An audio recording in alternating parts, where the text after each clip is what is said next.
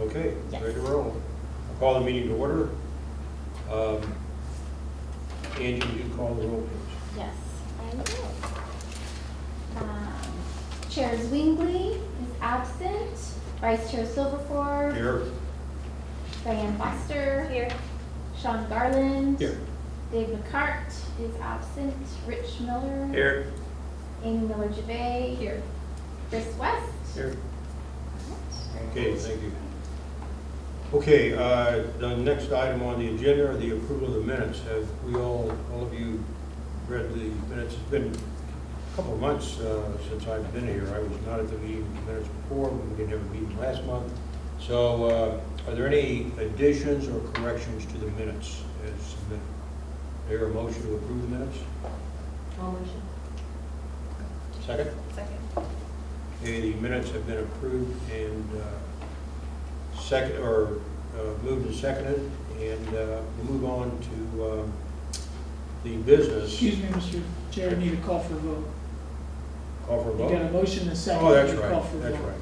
right. Sorry, trying to move it right along. And I appreciate that, yeah. Okay, vote on the minutes, all approved, all in favor? Aye. All opposed? Minutes are approved as submitted. All right. Okay, Michelle, welcome back. You're getting to be a fixture here. We're glad to have you back. And all of you should have received an email from the chief with the proposed community development code amendments. And you're going to walk us through this, is that right? Yes, first of all, thank you for having me at your meeting this evening. I was last here in February, and we've done some work since then with the Planning Commission, and some of you have participated in some of the public work sessions that we have had. So I'm going to go through the draft language that has been developed during that interim time and talk a little bit about the process. The Planning Commission really sees the Police Advisory Board as a joint project together, and no pun intended with that, to get this code language adopted. So, with that, I will hopefully, there we go. So, tonight we're going to review the OLCC recreational marijuana license types and process with you. That's the state rules, and the Oregon Liquor Control Commission is the legislative body that's implementing all of the recreational marijuana rules. I'm going to talk a little bit about the code amendment and hopefully have a little discussion on things that you've noted in there or things that you like or would like to see changed. And then I'm going to go over the next steps in the plan amendment process. Okay, excuse me just a minute. Is it possible to get that screen?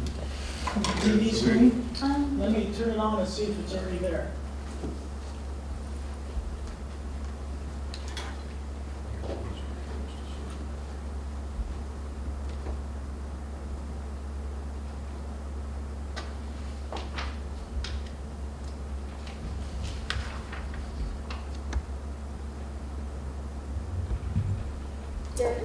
Great, thank you.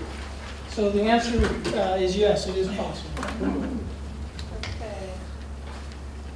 So we're here tonight basically because the City Council has directed the issue before Sherwood voters whether to ban recreational marijuana facilities. And should the ban not be approved, then we need to have rules in place for our local jurisdiction based on our community standards. So only until the voters decide in November, there's currently a moratorium on recreational marijuana facilities in Sherwood. So these are somewhat of a just in case the ban is not upheld, we will need some rules to put in place for our community. So the Oregon Liquor Control Commission, is it okay if I say OLCC? You know, got that? So they've developed 5 different license types that they're regulating. The first is the producers, which really, if you think about it, from seed to sale. So from the very beginning of growing marijuana, you need a license for that, to processing the product. Wholesale is an additional license. Then retail's the thing we commonly think of where the marijuana is sold in a store. And then there's also laboratory and research license type as well. So they've developed these 5 license types. Right now they're in the process of issuing licenses for producers only. And I just got off the internet. There are currently 7 producer licenses that have been issued in Washington County so far. So that's where that status of that is. So when we look at these license types, if we were to implement these recreational marijuana facility rules, we have to allow all of the license types. We can't say one is okay but not any of the others. So in order for us to be legal.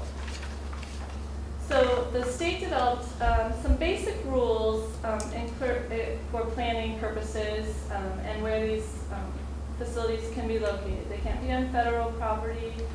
They can't be on or in a liquor store or somebody that has a liquor store license. And they can't be at a physical location or address of a medical marijuana dispensary, growing or processing site that's registered with the OHA. So that's the permanent rule. There's a temporary rule in place right now that does allow medical marijuana dispensaries to sell recreational marijuana to people that are over the age of 21 for recreational purposes. For example, Newburgh has allowed that in their community, but the city of Sherwood has decided not to allow that. We do have one medical marijuana dispensary that's close to opening up. They're just wrapping up, but they will not be allowed to sell recreational marijuana. They can't be in areas zoned residential, but there is a producer exception to that. So they have allowed, the state does allow producers to be in the residential zone. And retailers cannot be located within 1,000 feet of a school, and that's a public or private school. I checked all of our schools, Mitch Charter, St. Paul, St. Francis, and they all show up on their state registry as being needing to have that 1,000-foot buffer. So now I'm going to talk a little bit about the amendments that have been proposed. So we got to this point, we had several public work sessions. We sat down with community members that are interested in this issue and developed regulations. We also had an online survey that ran through the month of March. I'll be happy to, I'm not sure if I sent those to you or not, shared those results, but did I? Okay, great, good. Sometimes I don't remember. Moving on to, that's where we got to the point. There was somewhat of a consensus that we really liked the medical marijuana dispensary rules that were created and thought that those were pretty accurate and could be applied for the retail uses. So the retail and the medical marijuana dispensary rules will look fairly similar.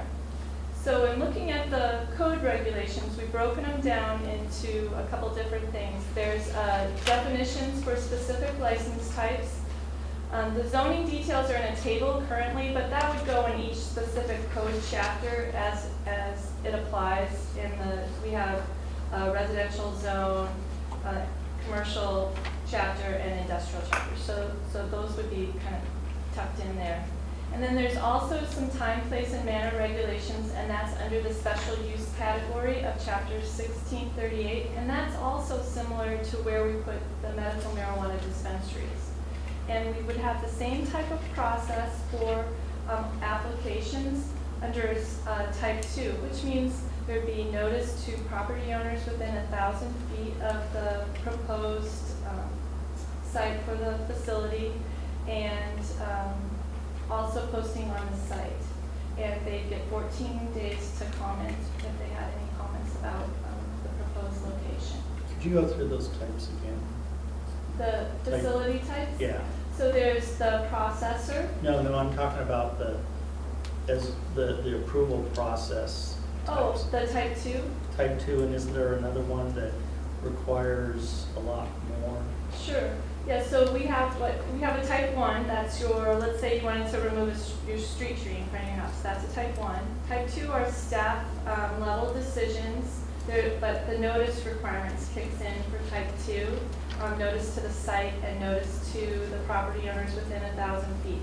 Those are for some smaller site plan projects, and also if you were trying to partition or divide your property into 4 or fewer or 3 or fewer lots, the staff level decision and some subdivisions are also included in the type 2 process.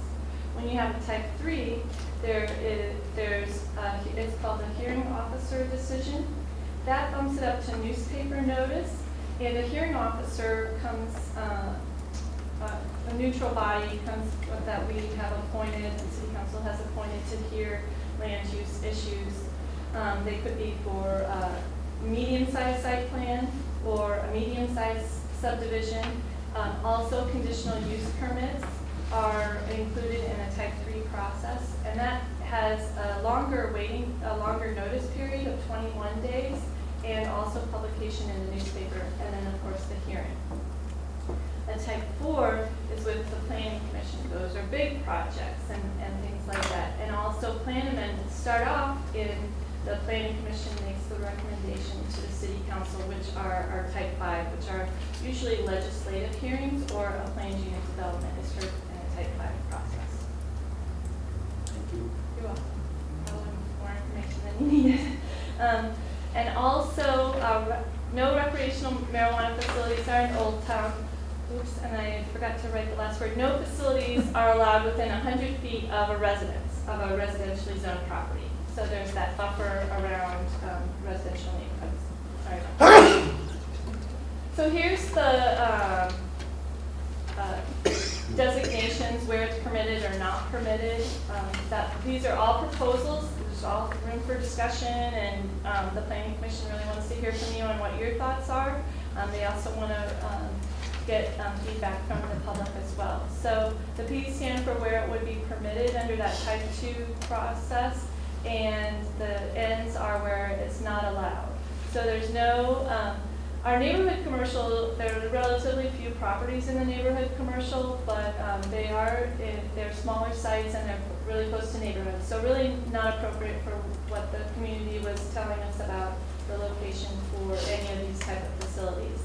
Office commercial, for example, the Woodhaven Crossing 2, where there's a mixed-use development, that's an office commercial zone. There's a couple of properties along 99W that are zoned office commercial, all the way up to retail commercial and general commercial, which this property here is zoned retail commercial, along with a few properties in this area, and Six Corners area also have general commercial. You might know where our light industrial and general industrial zones are. They're out off of Galbraith and Carlton Sherwood Road. And our employment industrial is exclusive to the Tonkin employment area. So just kind of give you an idea of that.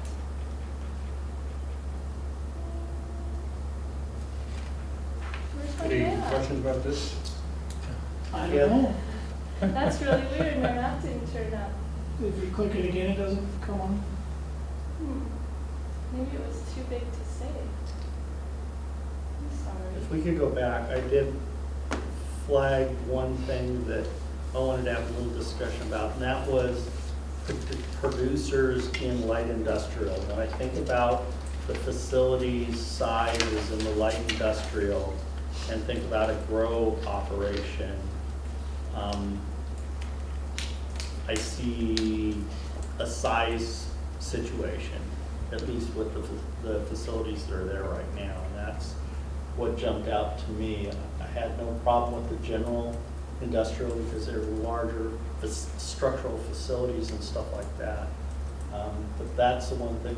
Plus, there's a lot more general public activity in those light industrial versus the general industrial, and that I just flagged that. That was something that stuck out to me. Are you recommending you wouldn't allow? To me, I don't think it's totally appropriate, but I'm tossing that out. Right. But I'd like some discussion because I was only at the first work session, so I didn't make the second one. But when I reviewed the stuff this week, that's the one thing on the permitted zoning that jumped out at me.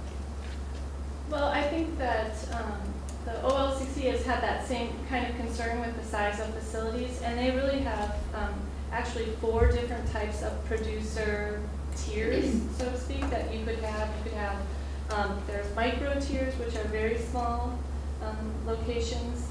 and then all the way up to the large tier. So that might be, if size alone is your consideration, then that might be a way light industrial could just allow the smaller size, OLCC approved in the tiers. It's just something to think about. I would think that would almost self-regulate itself, though. I mean, if somebody's looking to have a large operation, they're not gonna go to the light industrial. So I don't know why we would exclude the possibility from light industrial.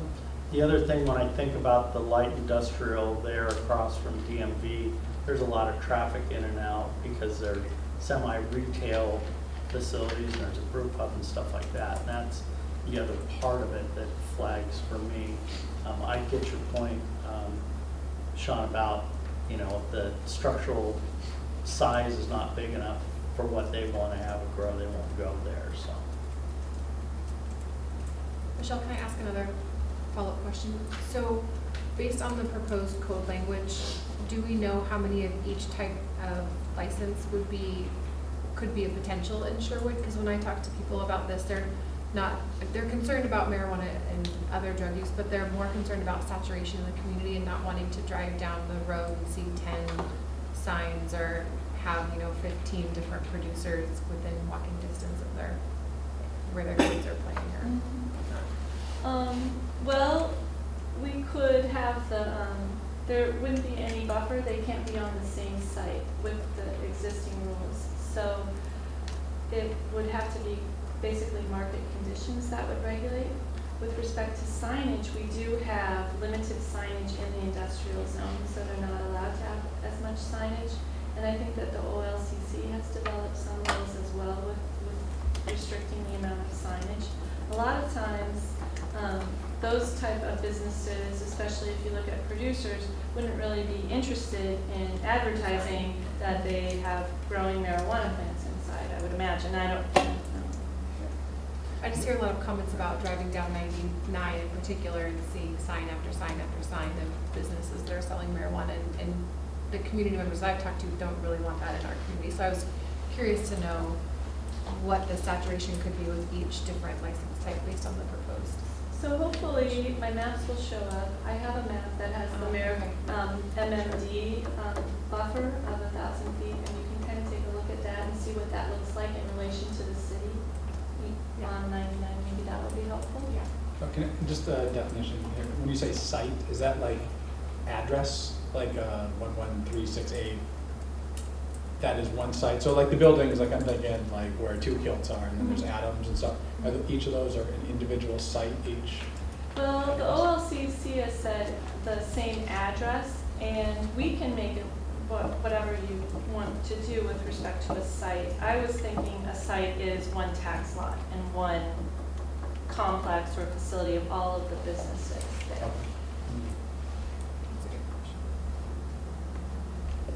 Okay. Just being in, driving through some of the areas like Dundee, for example, or other areas where marijuana is being sold now, it doesn't appear to be an abundance of signs, or it's just not, doesn't appear to be a problem. In fact, you probably drive right by and not even notice it.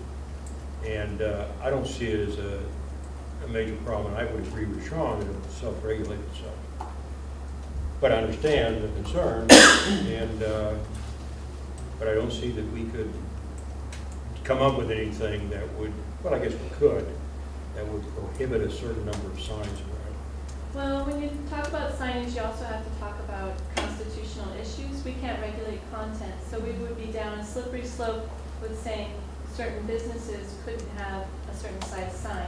So our industrial uses are really limited as much as we can, because people don't like a lot of signs anyway in general, unless you're a business, of course. So we allow larger signs in the retail, the commercial zones, but not as much in What are the rules on 12 and Sherwood Road, by 2 kilts and Adams screen printing? Occasionally you see like the sandwich boards and the big flags. Is there some regulations on how many each business can have on the street? Well, each business can have a certain amount of signage. Flags are prohibited. If you see a flag, you could call your code compliance officer and make sure that those are taken down.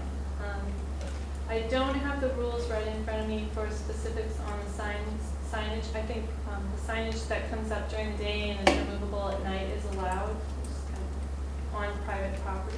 So there's certain very specific rules that I always look up to just make sure I get them really right. Well, and that would be my concern if suddenly a big, reader board, bright lights flashing, right on 99W, or I'm sorry, College Road Well, would be a concern perhaps. if you look at the signage for, well, let's see, like the Parkway Plaza, for example, I think that they're a commercial plaza, so that's a little different, but any signage that you see on Galbraith would be what generally would be permitted, especially if they're like a wall sign or which is a certain size of the face, or a monument sign, and they can't be very tall, and they're just kind of smaller. But that's chapter 16-100, and I could email you all to Angie that code section if you want to take a look at that. Sure. So- that'd be good. Michelle, if I may, I think it's important to remember that the point of signs, in particular signs when you're talking about commercial enterprise businesses, is to draw customers in, to advertise something. So you're really only talking about that on the retail side of things. If they're selling to the public, then they're gonna want the public to know where they're at. Producers, processors, wholesalers, and laboratories are not offering anything to the public. So they're just not gonna have the need for the signage. And the point was made, they likely, by somebody, I don't know if it was Amy or, but somebody, they probably are not gonna wanna advertise, maybe it was Michelle, that they have a grow facility there. So you have to keep that in mind in terms of, thinking about concerns and what are potentially realistic concerns or what likely we're not going to see. I wouldn't expect that we're gonna see signage associated with any of these license types except retail sales operator. I think there's the sign issue, but then there's also just people not wanting it in their face. So I don't know what a producing site looks like, but could you Right. stack like 3 producing sites in a very small location and have in and out traffic, lots of water usage, lots of other foot traffic trying to grow plants or whatever. So people just don't want this so much saturation of it. At least people I talk to. They're Right, okay with and it a it- little bit maybe in the community, Yeah. but not having like big booming businesses, multiple Yeah. booming businesses in our community. And again, a lot I of think people the mention bigger that issue is probably related to water, soil, smell. I mean, outside of something that you can physically detect, Sure. you're not gonna know. Well, You're people are just- you're concerned just not about your gonna know. resources too. I hear a lot of people commenting about A taxing. wholly the- different conversation. Right. I mean, in terms of the license types, except for retail sales, we have some of those in town right now that nobody would know they're there. Right. No, when I tell people that we already have a medical marijuana dispensary, they're shocked. They have no idea. We also have a fairly successful laboratory testing facility that you would have no idea was Thank you. Sure. I touched on something I'm trying to remember.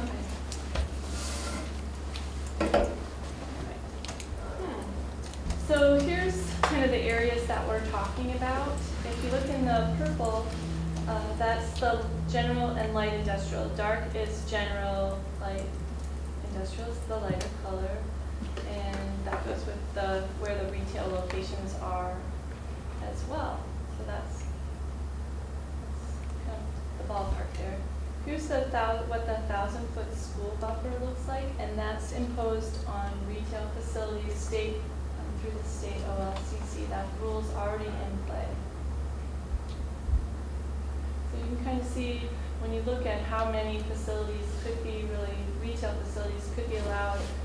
I'm thinking if it's just in the general commercial zone, you're limited to the property up here, and these along here as well, here. and then also in the light and general industrial zone. So, with respect to some thoughts were, let's have a parks buffer as well, and that's what's imposed on the medical marijuana dispensaries. That's 1,000-foot parks buffer. So that takes you out of more properties as well. The Coles wouldn't be in play. All of Langer Farms Parkway, everything along Oregon Street. Billet is too close to St. Francis, so you're limited to those purple dark areas there up on Walbrook and Walton Sherwood Road.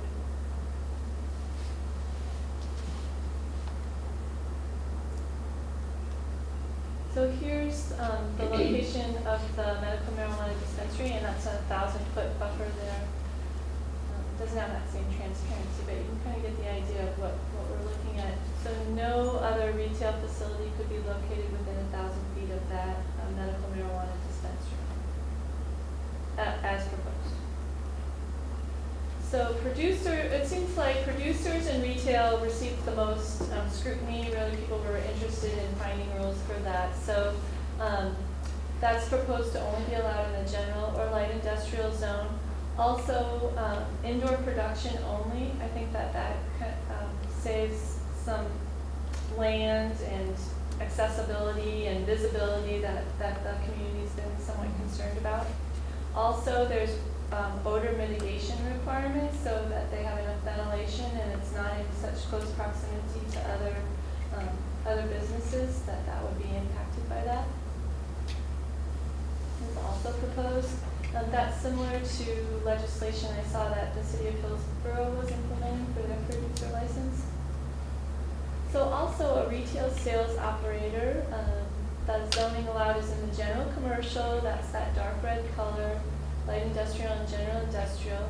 The hours are similar to medical marijuana dispensaries, 10 a.m. to 8 p.m. And so an operator wouldn't have to be open exclusively that time, but they'd have to work within those parameters. The security measures that we talked about, and for medical marijuana dispensaries, they can have any type of co-location.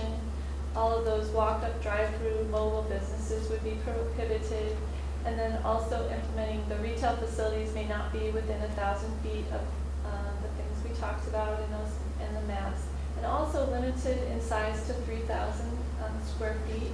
And that's something that was added at the work session on the 26th and in your new proposed proposed code amendments.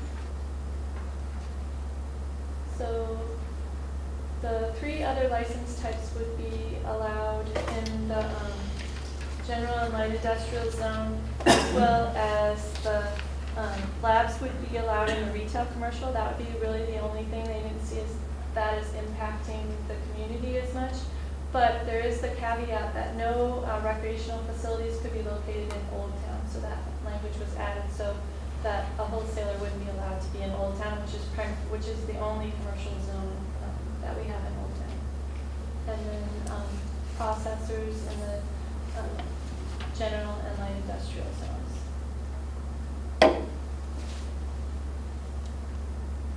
So talking a little bit about the timeline of what we've been going through.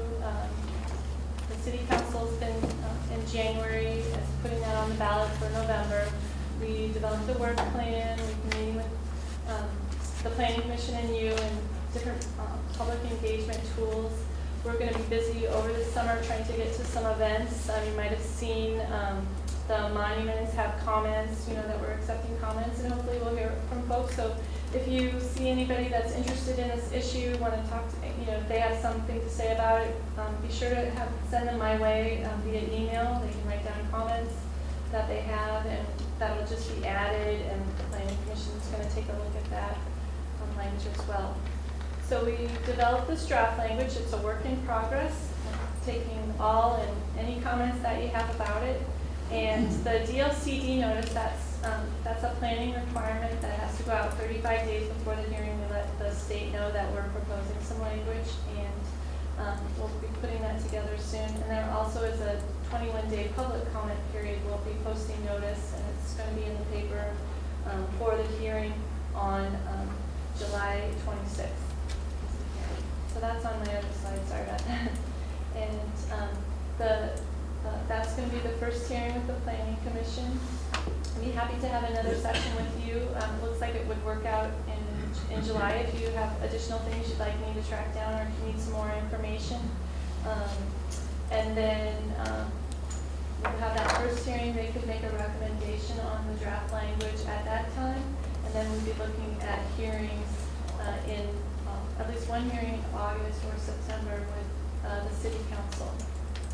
And we want to have everything in place by the November voting day.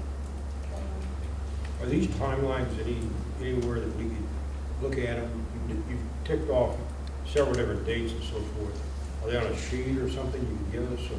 Oh, for the hearing? Well, there are the hearing and there are several others that you should. Sure, I can definitely put together a little sheet for you and distribute that, like all of the process and the deadlines that we're working through. I appreciate that. Definitely. That'd be helpful. Sure. Michelle, you folks have, I would assume, sat around and thought about a lot of what ifs. And let's say that the ban does not pass and we have to proceed ahead. How many facilities do you kind of figure there will be playing any of these what ifs, what if this happens or that happens? I'm sure that different numbers have been tossed down. I'm just curious. Can you give a little? Well, right now, the calls that I get are mostly for producers. That's the license type that's coming through right now. I know that our medical marijuana dispensary operator wants to have a retail license, hopefully. So might convert to that. She's not too anxious to do that. She has that.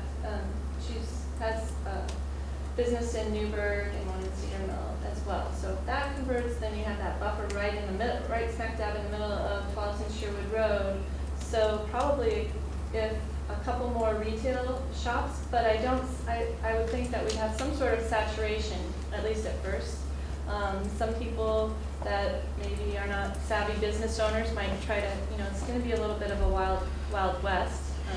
And if there's already a blooming business down in Newburgh, there's one on 99W in King City, I can't imagine how that would really require that more than one or two would survive, really. Okay, any comments, questions for Michelle? I do have a question on the recreational lab and testing facility. We have one existing today, right? This here, are they in the neighborhood commercial? Okay, so they wouldn't be affected by these. And I believe it would be medical marijuana testing, isn't it? Yes, Mhm. yeah, they couldn't be operating yet on the retail side. Is that something that they would have to also apply for then if they've got an existing? Yeah, they'd have to get a license for the retail industry side of I didn't know if testing had separate licensing requirements for. Well, there's a specific license for the laboratory thing, and so, but they have been existing under the medical program, so, which of course is not regulated by OLCC, and there are no licensing requirements per se. Things are completely different on the medical side than they are on the retail side, so. It's kind of treated like when they came in for a building permit. It's treated just like they're growing tomatoes. They have to satisfy all of the building code and everything like that, and those are the primary requirements. So I would imagine if they were to try to get a recreational facility license, they might have some increased measures that would need to be taken for the OLCC, following those guidelines, but no licenses have been issued for that. The timeline, I do have a timeline for the issuing of the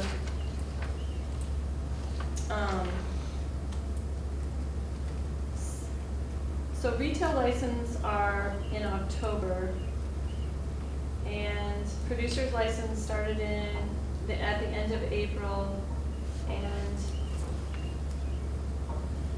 the labeling packaging submissions is in August. So I guess they don't really talk about it when they're gonna be, begin issuing processor lab and wholesaler licenses, just this spring.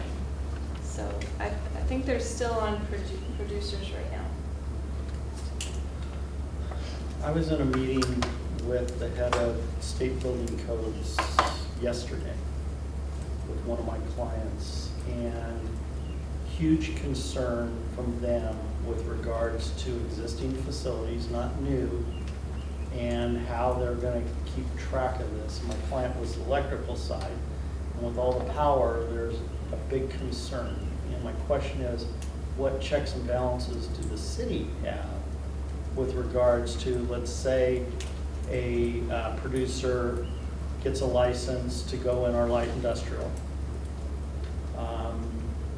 and the shell's there for them to, what involvement will the city have besides them going through the permitting process? Is there a part of that that's gonna force them into the building permit if they're not changing the structure?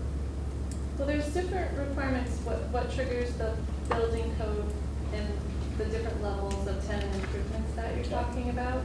I'm not as familiar with those requirements.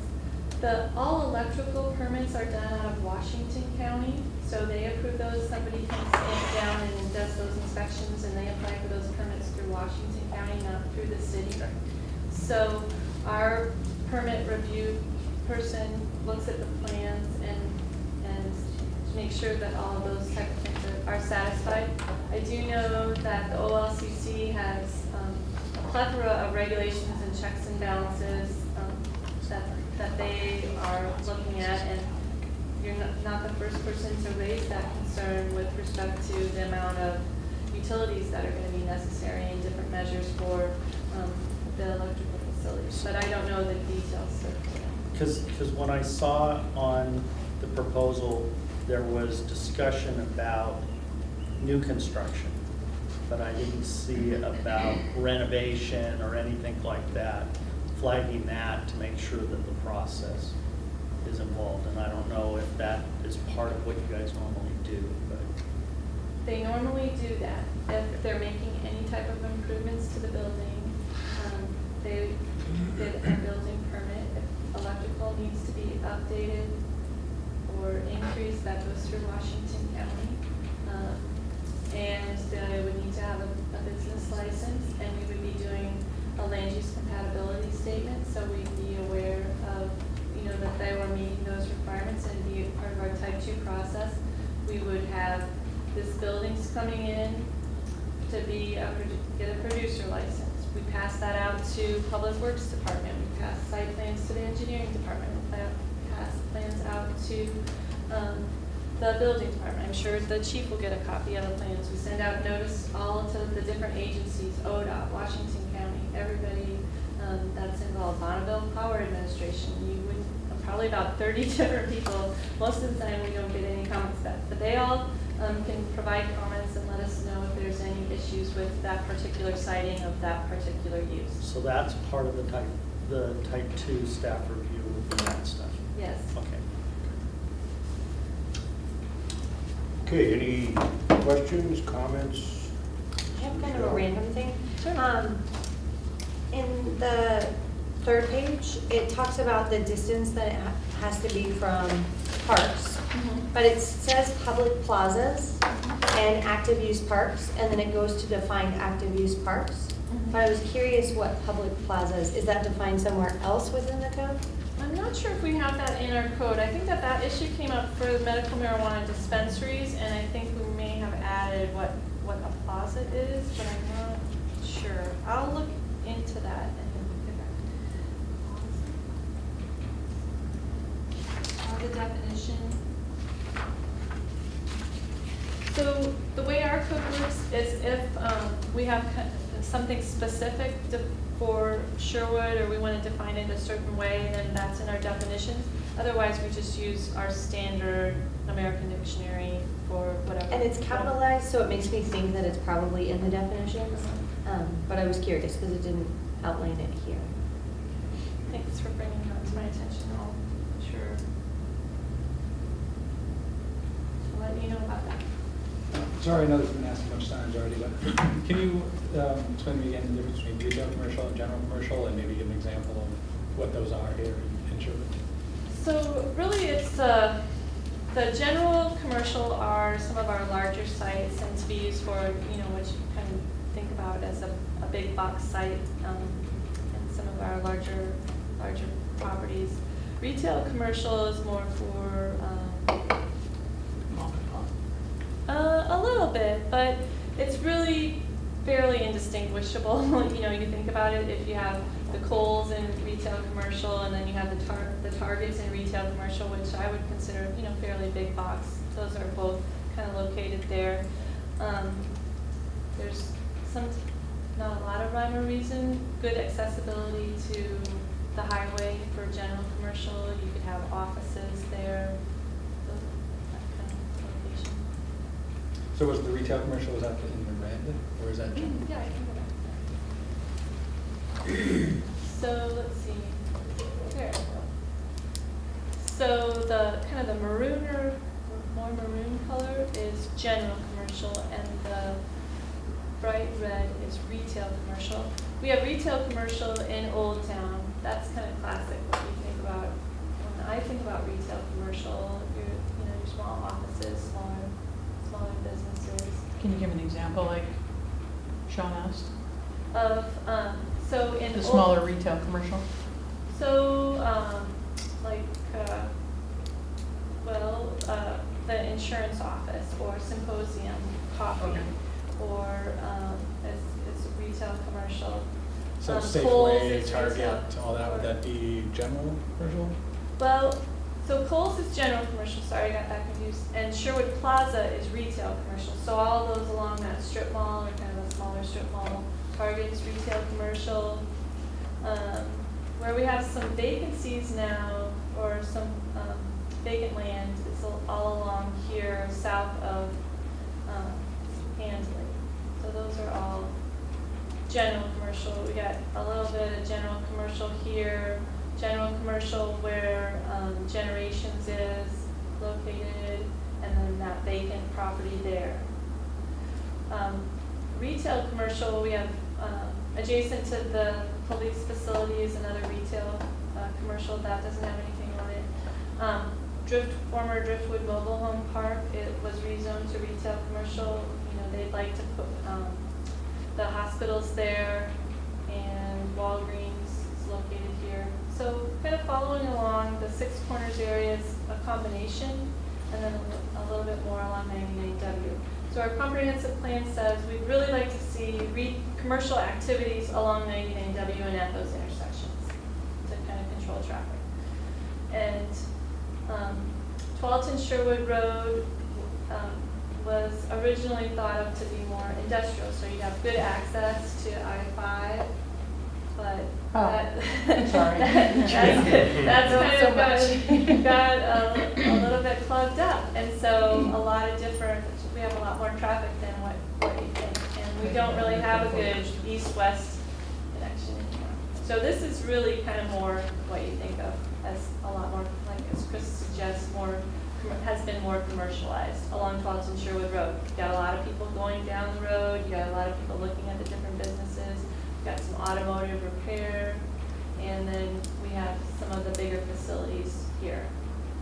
Pacific Foods, we've got a research facility over here, storage, that kind of thing. What's the timeline on the Tonkin employment agent area? When is So, that going? back in 2014, I believe, the city council voted to approve kind of pre-annexation, so it gave their blessing to any property owner that was interested in coming into the city. They put that on the ballot. The voters decided that should any business want to come into the city, they just go through the annexation process, which does require city council approval, but they kind of pre-approved them for doing that. So as soon as a property sells, then they would come into the city. They won't be able to come in, they won't be able to develop until they come into the city.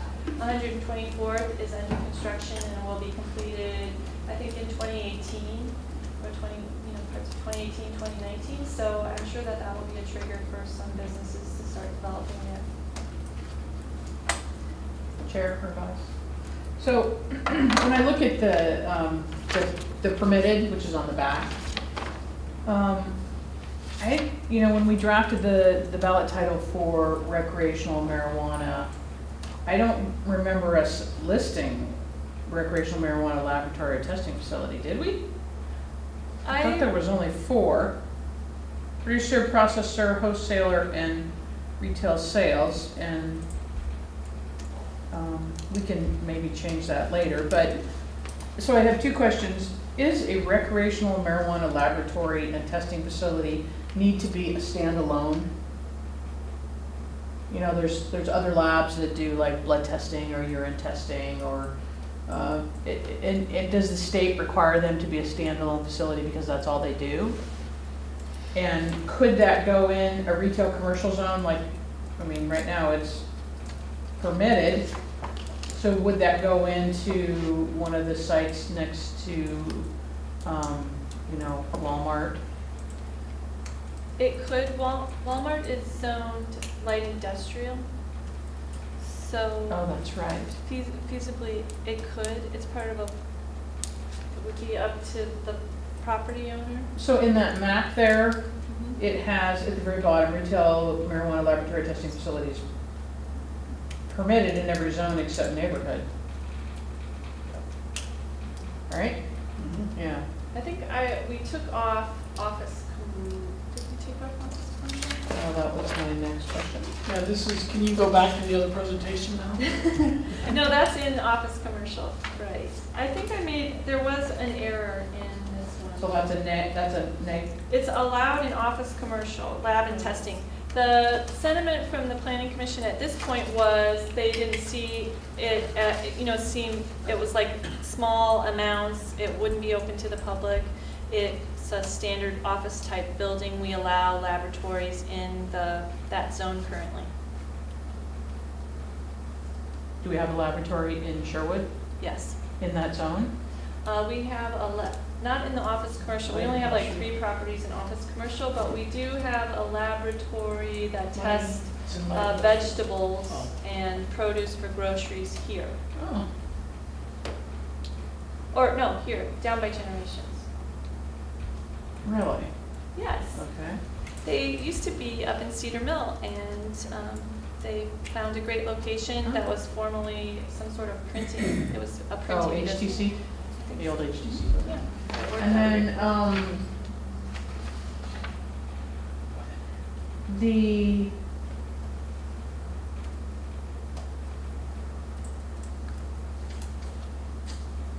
the public plazas and active use parks, that would pertain to private parks, right? Like if a neighborhood came in and they built their own little park, it would apply to, Well, it just says public. Does it say public? it says public plazas and active use parks. I think that would be something that you could specify. Yeah, because like there's a little park right next to Target in the Arbor Terrace, and Well- I'm sure that's 1,000 feet, Are you thinking about retail for like? So we have proposed a buffer of 100 feet around residential. 100? 100 feet around 1,000. residential. What? 1,000 1,000. feet. Around any. 100. 100 around for wholesale retail. Oh, okay. But there's 1,000 feet around parks and Okay. schools. So, But it doesn't matter whether the park's private or public, like owned by the HOA or owned by the city. well, I have just shown the public parks. Right. So that would be something that would be up for discussion. I'm just not sure where it would be impacted by allowing, because this is a retail commercial. That's Target So- right there, isn't it? Yeah, Yes. so that's retail commercial. The rec facilities are only proposed to be, retail facilities are only proposed in general commercial. So possibly down here, if you wanted a private park, there's a private park here, you could put a buffer around that and restrict Dr. Doyle's building from selling retail. And then there's a private park off of Baylor, where the Arbitraris development is. Up here? Yes, Yes, so 1,000 feet from that's retail, so it so would- it wouldn't matter. okay. And then what about, I'd have to look at the map more closely, but I know there's also private dog parks, and I'm assuming dog parks are also included. That's the one we were talking about over Okay. here. Is That could On be, Mighty that would Is be, that by Or Bittner's Cedar Brook. office? Cedar Brook. Because there's another, I think there's another private dog park by Dr. Bittner's office. By Oh, Dr. that's that Johnson. new one. Yeah, that's the same one. It's, Okay. it's the D.R. Horton Okay. Yeah. townhomes that are going. so up. if you look at the buffer, it already hits the school buffer Okay. there, and. Oh, yeah, you're right. I see it. I'm not and then there's already park up here, Lady Fern? Lady Fern, Mhm. so I guess you could have the businesses down here, but.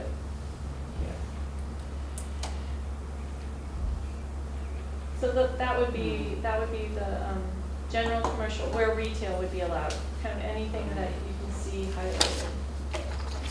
That would be those locations. Councilor Henderson, that answers your question? Anything Yes. else? Thank you. Sure. Michelle, I just have a comment. I happen to be colorblind, Oh. and I can't tell one color from another on this map. If you were giving a presentation to an audience of people, there probably are gonna be people in there that are colorblind also. I don't have any suggestion. I lived all my life like this. I have no suggestion on what could be used besides colors. Striping or But it's- shading. There's the- but it's not of any use. That's. Yeah, I'm having trouble with the retail and the general commercial, seeing any kind of difference between the two as well. So, Yeah, There's a we website have you too can many use retail. Commercial is supposed to be, like, in land use nomenclature, red is commercial, and purple is, it's just our standard zoning, so. I recognize could that, try, yeah. yeah, the I only point guess I I'm trying to could make, there highlight will them. be people that don't understand. You're trying to, Sure, anyway, I apologize, I didn't know that. no apology necessary, just a Okay. comment. All right, Michelle, there's the website you can use for that will walk you through like what you want your map to look like and what colors you want to use, and you can screen for colorblind. So it will generate other colors besides those that are not used by people who are colorblind, so I'll send you the link. And okay, you can use it. great.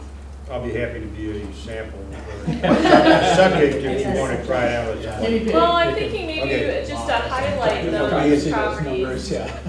If I just highlight them in black, it doesn't matter what they're zoned really. It's just really for your distinguishing the light, general, and commercial for retail, and everything else is Okay, thank you. I may have missed it. When did we say not permitted for retail commercial? When did that switch to a not? well, that was just a proposal because we heard that people were not interested in Old Town, and that's where retail was located. So that was my attempt at that. If we want to bring that back, that's great because there's just a limited amount of retail that would be remaining, I think, anyway. Let's see. I don't know if I have no, these are all general commercial. I guess up here might, but I think it would fall into this. Yeah, if For I remember retail. from the other, all the parks and schools just basically split screen that full big chunk there in the middle. Pretty much. Looks like up there. I think maybe the Driftwood Mobile Home Park here, if it develops, could be there.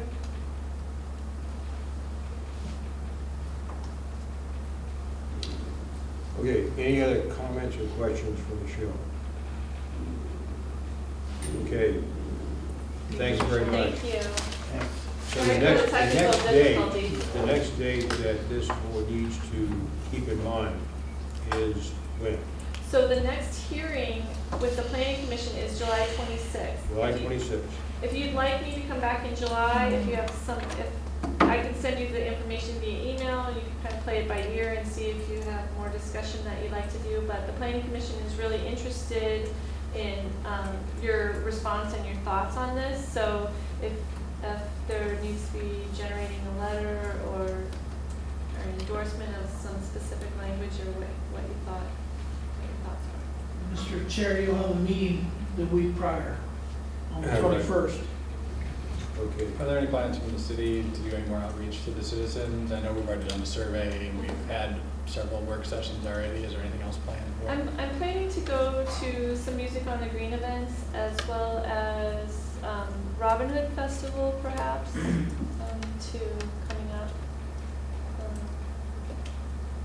I think we should put you on stage at Music on the Green and have a, like a open mic and have people answer, ask questions. Well, rumor has it that Amy is really great at the public engagement. I do like it. I can talk anyone's ear off. We're gonna have to, That was a joke, by the way. Recruiter. But I do think it's a great idea to have, we always have a city booth at Music on the Green, but just to, if people have the opportunity to maybe just come up and ask a question in not so formal environment, they might be more willing to do that, or just to have some information out there so that they can read it and then maybe share some of it with their neighbors or Yeah, and friends. we had some really good engagement at the, Yeah, community services. yeah, the community service event. And I would say just rough estimate, half the people really weren't even in the know of Yeah. what was going on yet. And even that there was even something on the ballot in November. And then the other half, maybe that I did speak to, that were aware of it, really didn't have much details,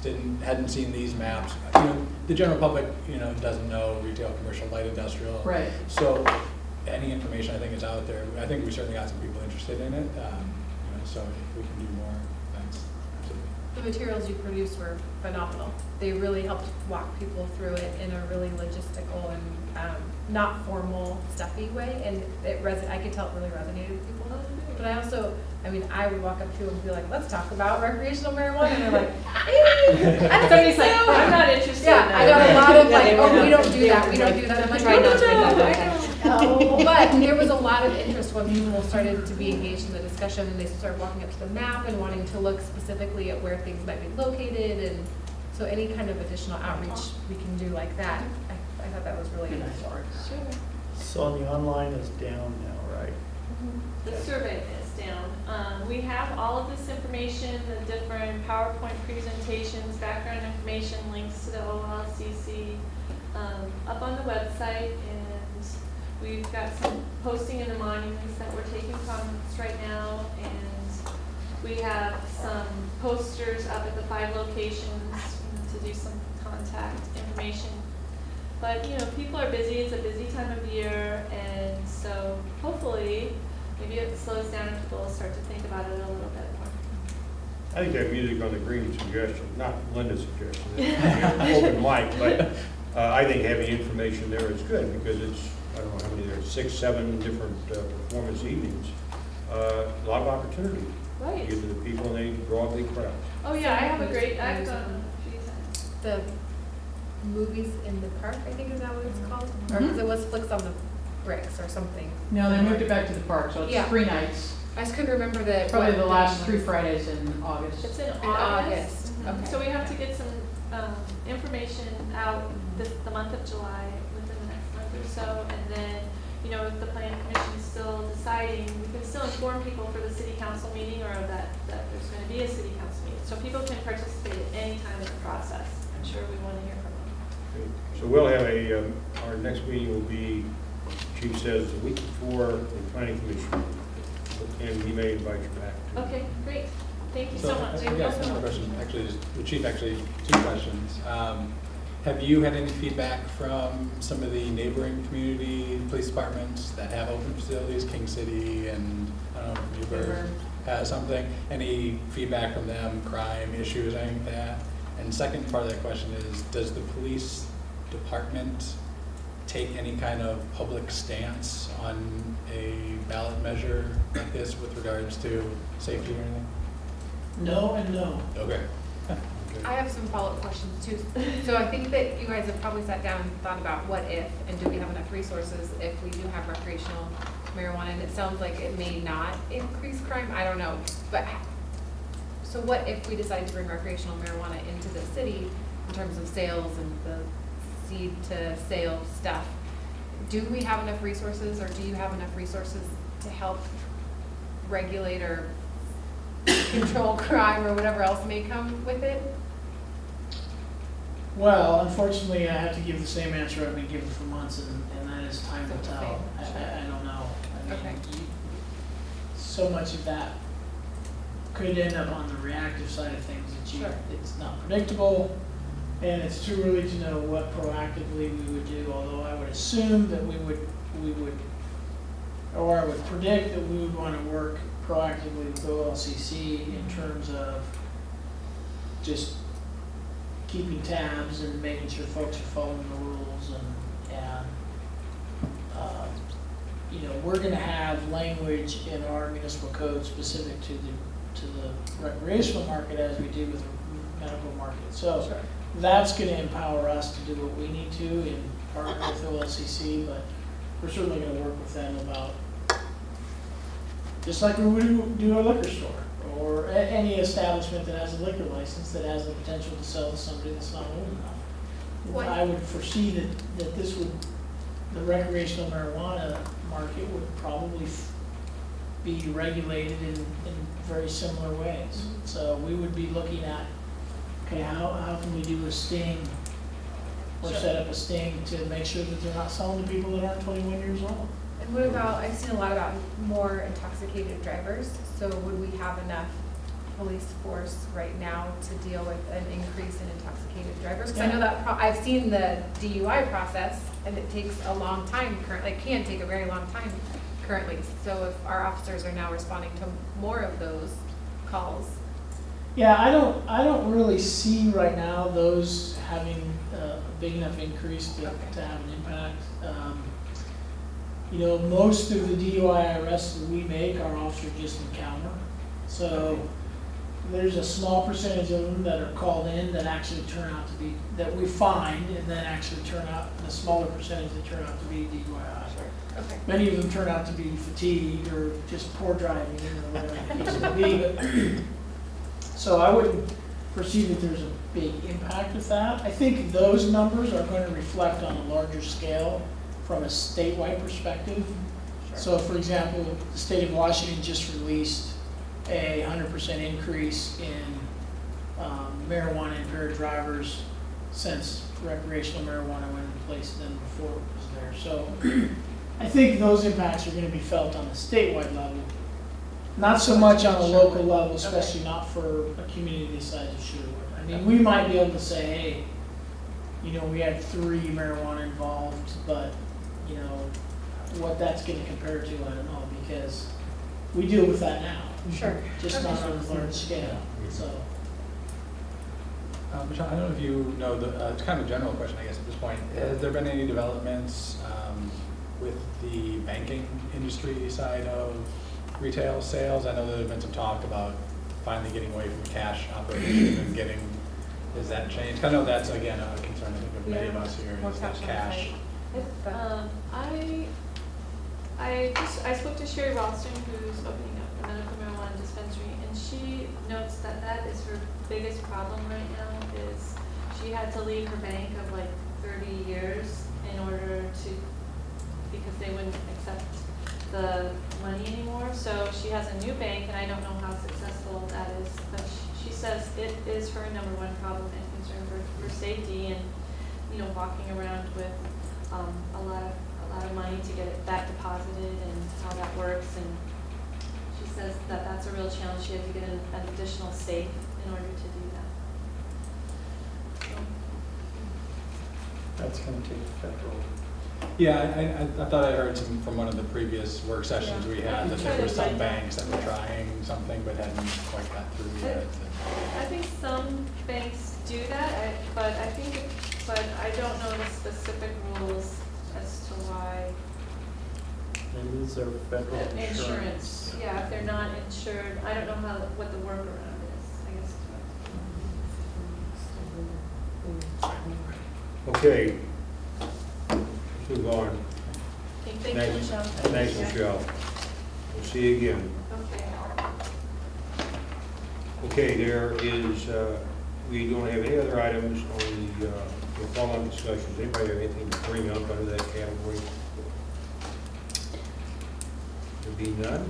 Councilor Henderson? Councilor, The chief has indicated that he wishes me to be brief. Officers are no longer a public safety position, because I honestly don't feel that that position belongs in public safety. That's a code enforcement position that I think is more appropriately, and from a best practices standpoint, should exist in planning. In the study done by Matrix, that was one of the recommendations was to move code out of the public safety realm and to make the evidence technician essentially a community services officer. And that's completely up to the chief if it's actually approved.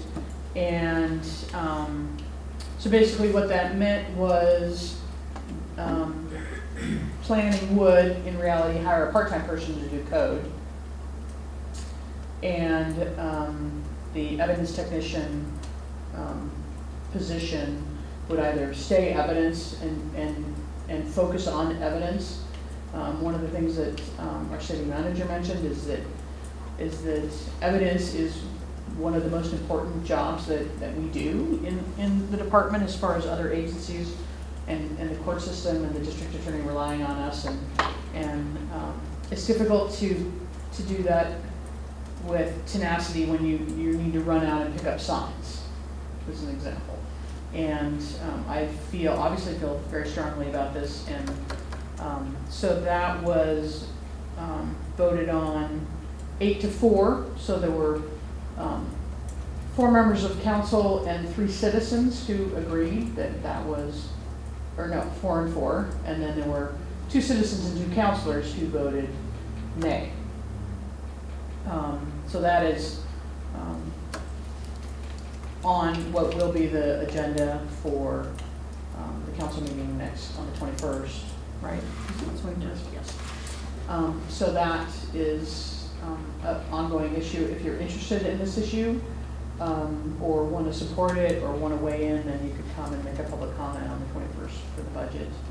And I'm hoping that it goes through. And that's the council decides on it? Yeah, the council will vote on that. As part of the budget. Yes. So it was essentially an ad. I mean, you can see either an ad to planning or an ad to public safety, however you want to work it. And it was about $32,000.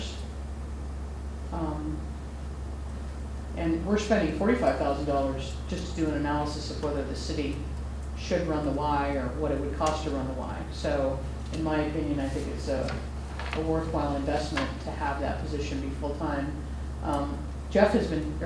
Chief Growth has been down an officer for quite a while. And did Officer Teff leave? No. Oh. And I see, and I'm not in law enforcement, but I think that there would be a lot to gain by having his code, the person in that code or that position be full-time PD and not be trying to go out and do code enforcement, part-time or when he or she would have time. And I think there are other things that could be done in the department to enhance what public safety the needs are, instead of trying to work it into when that person has time. And then, Can I ask a question? yeah, sure. So is the current person sworn? It's not. Okay. So would the evidence, they still wouldn't be sworn, they'd just be staff, professional staff, but not sworn? Yes, Okay. civilian position. And then my second story is ironically about marijuana. So I have a friend who lives on Middleton Road, right at the very edge of Middleton where the city border is, and then you go past it and you're outside the city limits. He often runs, and I wish Michelle's map was a little bit to the south, but he runs down Middleton Road and then out LaBruce. I don't know if you know where this is. Middleton crosses Brookman, and then it comes to a T, and either goes LaBruce and goes up over the hill, or goes Middleton and eventually becomes a short little lane, and eventually it dead ends. And So one morning, he is running back towards town, and there's a woman in an SUV, and she sort of flags him down, and she's looking for an address. And she's by herself in the SUV, and he's like, I just moved here a year and a half ago. I don't really know that, the addresses really well, and he continues on. Well, apparently she went a little bit farther down Brookman, and if you keep going, Middleton. If you keep going down Middleton, eventually you can come to a point where you can get on 99, or you can go up, I can't remember the name of the street, but anyway. So he comes back into town, so he came back into town and he was stretching out in his garage. And this same woman, she pulls up onto Middleton inside the city limits and she parks. And she is on her phone, and my guess is she's a real estate agent or she was looking for property, I don't know what. But she's on her phone, and a man drives up in a van similar to what our code officer, one of the white vans with no windows in the back. And he gets out and he proceeds to berate her for turning around in his driveway. Because what they're running is a marijuana grow facility in there. And he's dressed similar to the chief, only just like khaki pants and a polo, but he has a sidearm. So he's carrying a pistol. And he gets out of his car and he berates this woman for turning around in his driveway. And for, the regs of the state are very strict and under all these regulations, and if had I been Dan, the first thing I would have done, my friend would have been to take a picture or dial 911. Because the woman was clearly upset and really didn't know what he was talking about and had no idea that she turned around in the driveway of a medical grow facility, licensed or not. She was purely looking for an address. And so this is the kind of behavior that really made, as a public official and somebody who thinks, public safety is our #1 priority, why does he track her down and then berate her for turning around in his driveway? Why does he bring his why was the attention brought upon what they do out there? And so I immediately contacted Captain Hanlon, because I felt this would, and put the citizen in touch with him because I'm just a third party. But he called me, he's like, I don't know what to do about it, but it really upset me, and if that had been my wife, I would have really not been okay with that. And so he gave all the information to Captain Hanlon, and Captain Hanlon, this is Washington County, of course, it's outside the city. But I just have no understanding as a rational or reasonable person why he hunts her down and then berates her. And she was visibly upset, almost to the point of tears. And then the guy, I guess, turned around and went back.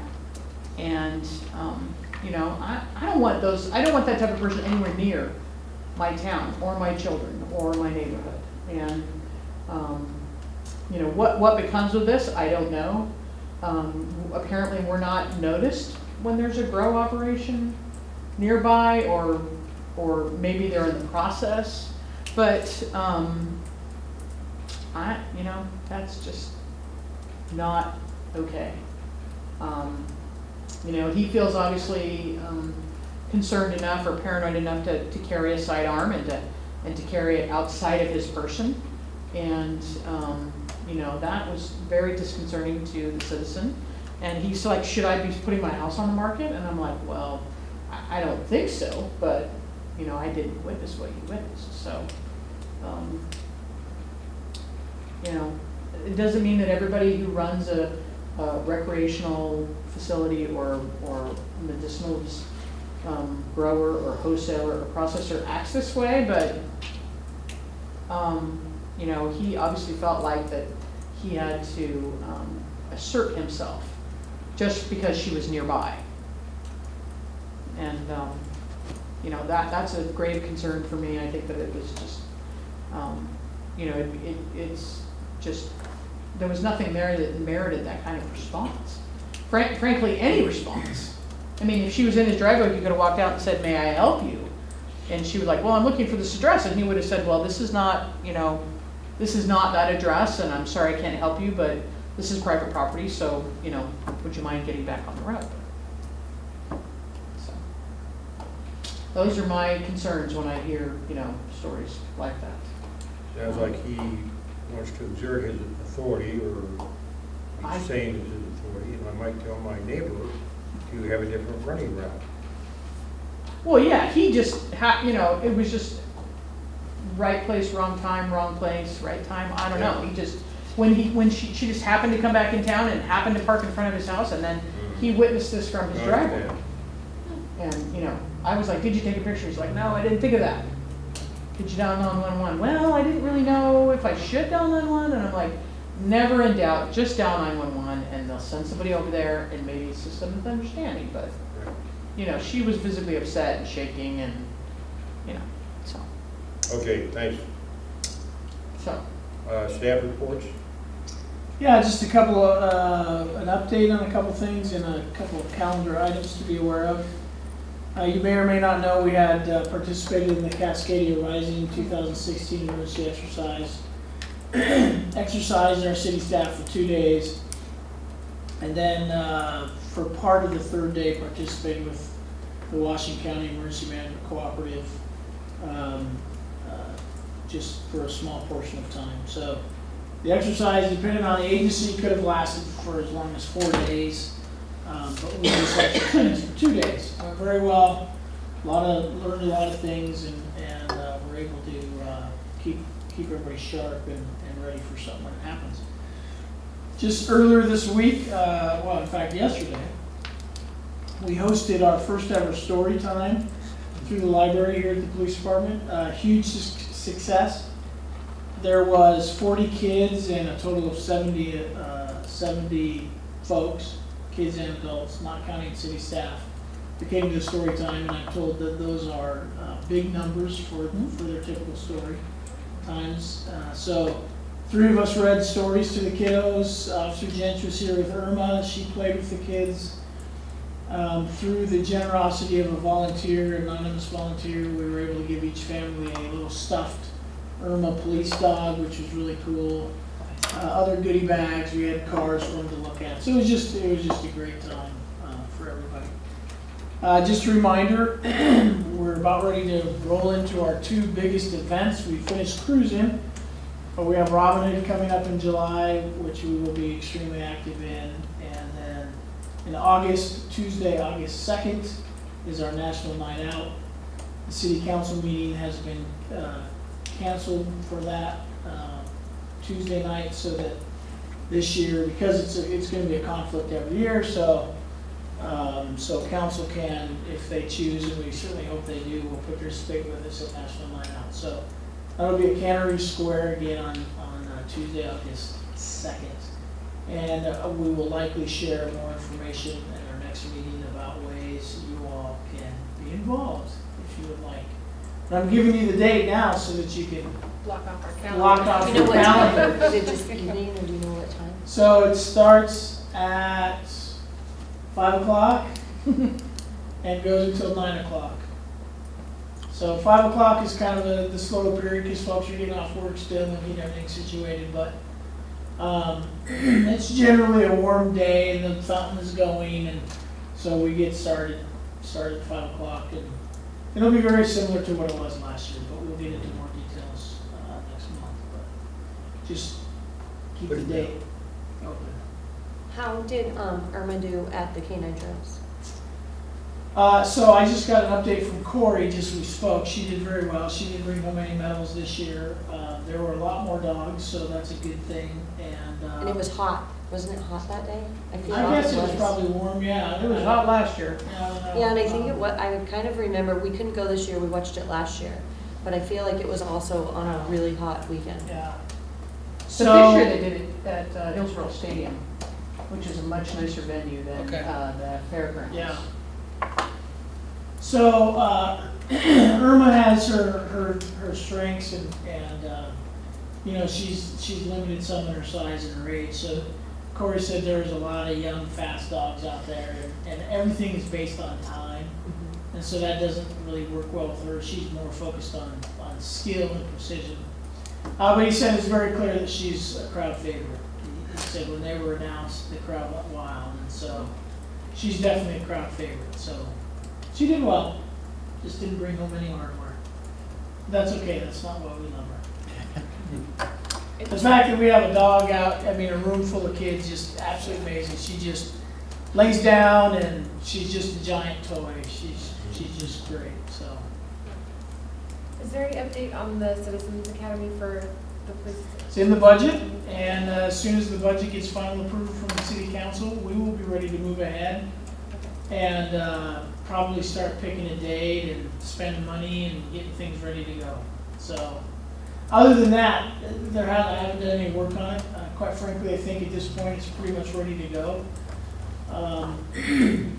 So once that happens, we'll get Michael cranking and start putting some stuff together and getting people dialed in to present and put a program together and so on and so forth, and get our first session ready to go. And then what about our empty board seat? Do we have any update on that? So I had sent an email out. I think the busyness of the summer, it's time just kind of sneaks by us. But yeah, we're ready to schedule interviews. I need to work with Chair Zwingli and get those interviews scheduled. So it'll include Chair Zwingli, potentially Vice Chair Silverform, myself, and Councilor Henderson is normally what we do. And we'll have interviews. And I don't know. We got, I think, a half a dozen. If off the top of my head, 6 applicants. So. We'll move forward on that. Thank you. Any other questions? Okay. Okay, thanks, Chief. I see no citizens except Michelle All right. down the audience. I have another story, if you'll Another indulge story? me. Well, Okay, so on, what was it? Right before I left to go to California. The 20th, I, interestingly enough, went out with Officer Jench and Irma and did a ride along with Corey, and he's timing me. And I'll be fast, but this is a good story. This is a beautiful takeaway from your comment about the canine trail. So, I get a call. I'm on my way down here, and Corey's like, "Hurry up, but don't go over the speed limit." And I'm like, okay. And he's like, "We gotta go up to Beaverton." So they get a call to do a drug search up in Beaverton. So we go up Beaverton, get off of Lombard and into a neighborhood, and we get there and the cavalry's there. There's 3 Beaverton cops, then we show up, I stay in the car, and they had actually pulled the car over because the car had been used in a bust in 82nd Avenue the week before. So we were joking that it was the company car. And it's a rental. So we wait in the car, and Corey goes out, Irma stays in the car, and the whole way up there, Irma is like doing 360s in the back seat. Totally, she's know that something's up. And then as soon as we get there and Corey exits, she waits. She sits, and she's quiet. It's very interesting. And so they pulled over a young lady, probably mid-20s. She had the car. She refused to identify herself. She had hidden her ID in the car, and she had an outstanding arrest warrant. And so when Corey gets Irma out of the car, and the Beaverton officers are okay with me observing, then I get out, and the first thing that Beaverton cop goes, he goes, "I forget how small Irma is." And I go, "Well, she's only small on the outside." And so basically for the next hour, I got to watch Irma and Officer Jench work. And so the first thing she did was find the ID, which was underneath the seat.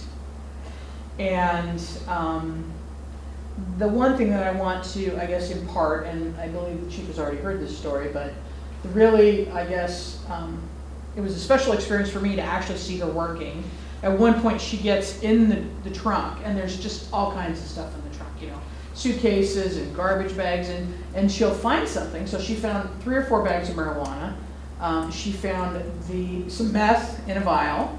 The paper that they use, or not paper, but foil, that they heat. She found a bunch of that, and some pipes, but she gets in the back of the trunk, and she's like a dog going after a mole. She's in there, and she'll find something, and she literally throws it at Corey, like a bag of marijuana. And the marijuana isn't as important because, of course, it's legal now.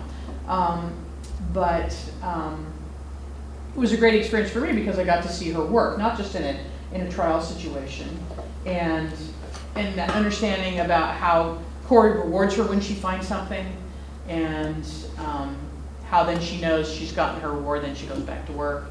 And one of the Beaverton cop, who was the arresting cop, he said, really, if I'm going to have to go to court, hey, I mean, you must have, your ears must have been burning. He said, if I'm going to go to court, Corey is who I want to go to court with. And that was a completely unsolicited comment from that officer. And in a situation where